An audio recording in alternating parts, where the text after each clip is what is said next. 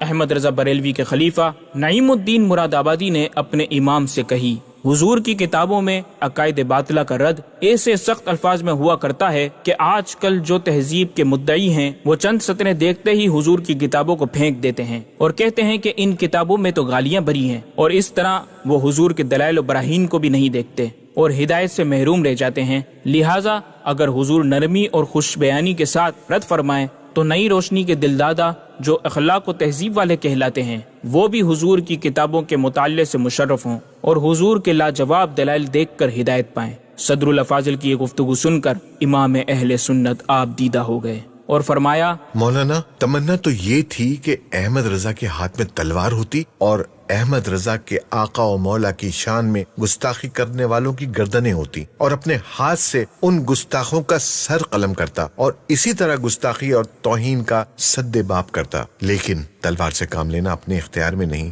ہاں، اللہ تعالیٰ نے قلم عطا فرمایا ہے تو میں قلم سے سختی اور شدت کے ساتھ ان بے دینوں کا رد اس لیے کرتا ہوں تاکہ حضور اقدس کی شان میں بس زبانی کرنے والوں کو اپنے خلاف شدید رد دیکھ کر مجھ پر غصہ آئے، پھر جل بھن کر مجھے گالیاں دینے لگیں اور میرے آقا و مولا کی شان میں گالیاں بکنا بھول جائیں۔ اس طرح میری اور میرے آبا و اجداد کی عزت و آبرو حضور اقدس کی عظمت جلیل کے لیے سپر ہو جائے۔ احمد رضا بریلوی اپنی ایمانی بصیرت کی روشنی میں ان گستاخان رسول کو نہ صرف مفتری سمجھتے بلکہ دشمن اسلام سمجھ کر ان سے لڑنے کے لیے ہتھیار جمع کر رہے تھے۔ اے امام احمد رضا، ہم ان گستاخوں، ان کے پیروکاروں اور ان کے لیے نرم گوشہ رکھنے والوں سے کیا تعلقات رکھیں؟ فرماتے ہیں، ان میں ہر شخص سے مسلمانوں کو سلام کلام حرام، میل جول حرام، نشست و برخاست، بیمار پڑ جائے تو اس کی عیادت کو جانا، مر جائے تو اس کے جنازے میں جانا، غسل دینا، اس پر نماز پڑھنا، کفن دینا، اس کا جنازہ اٹھانا، اس کو مسلمانوں کے گورستان میں دفن کرنا، اسے ثواب پہنچانا حرام،